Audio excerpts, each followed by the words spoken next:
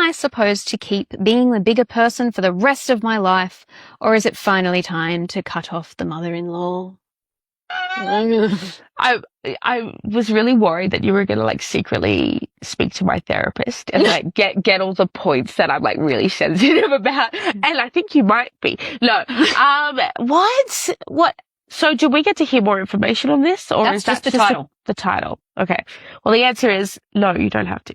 But continue. The tagline on this is "Give it to me straight," and unfortunately, neither of us are equipped to do that. But we can give it to you a little gay. Let's just say. Just a little. Last night, I lost it. My poor husband had to hear me vent my feelings about his mother and just cry about how she makes me feel. I don't know whether I should wind it back for the sake of our family and my daughter, or if it was just a woman at the end of her rope having a deserved meltdown. Help. For context, mother-in-law, 55 female, and I, 30 female, have things we can't forgive each other for. Me, for her ambushing and pressuring me into an abortion when I got pregnant with my daughter, now 14 months. Coming to the hospital when she was born after I said, no visitors. It was a tough birth and my mother came to see me, so she assumed she was now invited too. And coming to my home and obsessing over my new baby as if she were hers. Then taking my brand new baby from my home while I slept because she needed to visit her grandma's house. And my house is too depressing for her to sit in all day.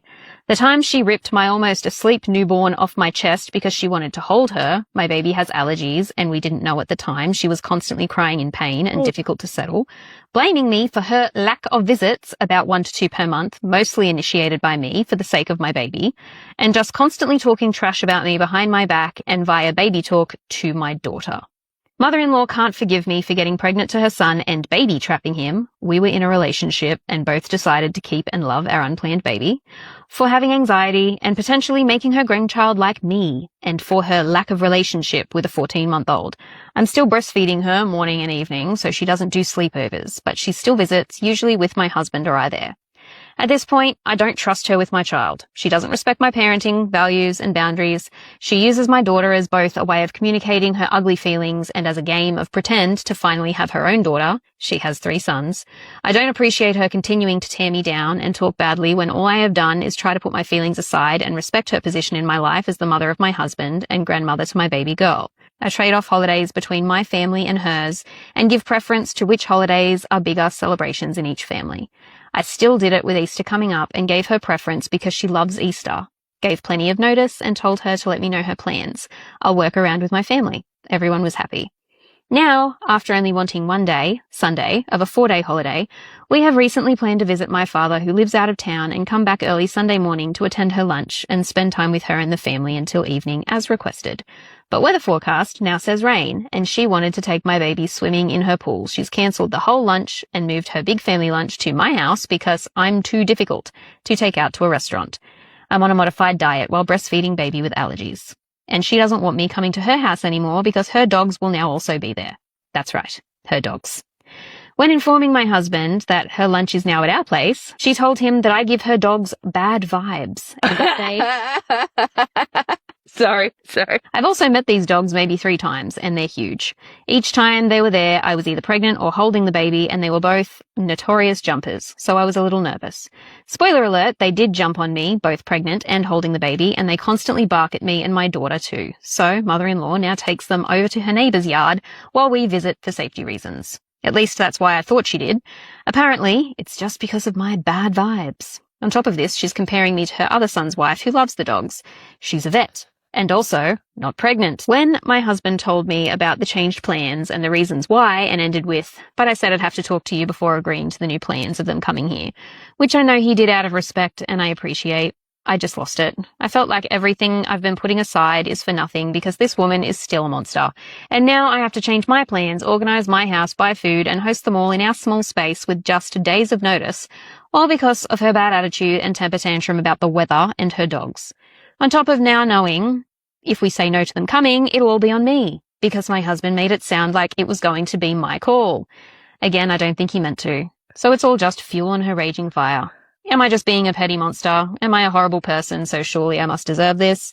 I rack my brain all the time about every interaction I have with her and try to always consider her feelings, but I'm just done. Even in the last 15 years of therapy and subsequent emotional maturity can't hold this back. I don't want to go to her house. I don't want her at our house. I don't want to see her at all. I don't want her around my daughter anymore. My baby deserves a loving family, but she also deserves to be with people who respect her mother and don't use her as a pawn when it suits them. After I yelled and cried that Easter was cancelled and I didn't want them here, is it still my responsibility to apologise and tell my husband that it's all good, they can come over for a holiday? He is waiting for my final thoughts after I slept on it, because even last night I said I didn't want to act on emotion because cutting off a grandparent is a serious thing. See? Emotionally mature. Always. He's very understanding and in agreement that she's always crossing lines and is overall not a nice lady. But is this the end of the line? Is the drama of this fallout going to be worth it in the end? Or is it another case of suck it up, buttercup? First up, did she say that she had done 15 years of therapy and she's still dealing with this kind of stuff? Because that to me is like, I think you need a new therapist. This is absolutely crazy. I love when people ask me, am I being too harsh or am I being crazy? And it's like, Am I overreacting here? am I overreacting? And 9 times out of 10, it's no, you're severely underreacting. Yeah. It's like, oh, he stabs me, but I'm sleeping while he does it, so it's okay. It's like, well, no, it's quite terrible. Listens to me while I talk. Also, I feel so bad for finding this so funny, but this is crazy. She's overreacting, right? Surely. What, you think this lady is overreacting? No, I'm being silly. No, she's definitely overreacting. Autistic for that. Sorry. Subtle sarcasm. You got to make it obvious. Let me see what I mean. I'm also upset. For me, with the guy as well, like, that's great that he acknowledges that she can be difficult, but is he standing up for her during these, whenever things are happening between them? Is he actually standing up for his wife, or is he letting his mum walk all over them? Because it sounds like he's letting his mum walk all over them. It just seems like he's the same kind of man that doesn't want to rock the boat, likes to keep everything chill, doesn't want to have a problem to deal with. So he tries to placate everyone, failing to acknowledge that it's ultimately going to end up landing on other people to work out. Like me with customers. Yeah, like me with customers. Yes. The other thing was, did she talk them out of an abortion, or... No, she was trying to get her to have one. But honestly, that'd be the last you'd hear of me. Right? I'd be like, I don't need to know you anymore. Like, you want to know your mum, go right ahead, but it's also going to make me change how I look at you too. And if you try to take my baby around your mother, we're going to have a problem. Well, that's the whole point of the whole unit of the relationship, that as soon as she's doing that, if my partner Eric, say his mother did that and he kept in close relationship with his mother, I would be seriously wondering whether Eric and I would be able to work it out in the long run, because that's wild. And to have that much autonomy over somebody else's body is not so. That's a good one. The entitlement of it. I mean, like Easter, the Easter lunch. I love people who, when one wrong thing happens, they just throw the whole thing in the bucket. That's so dramatic.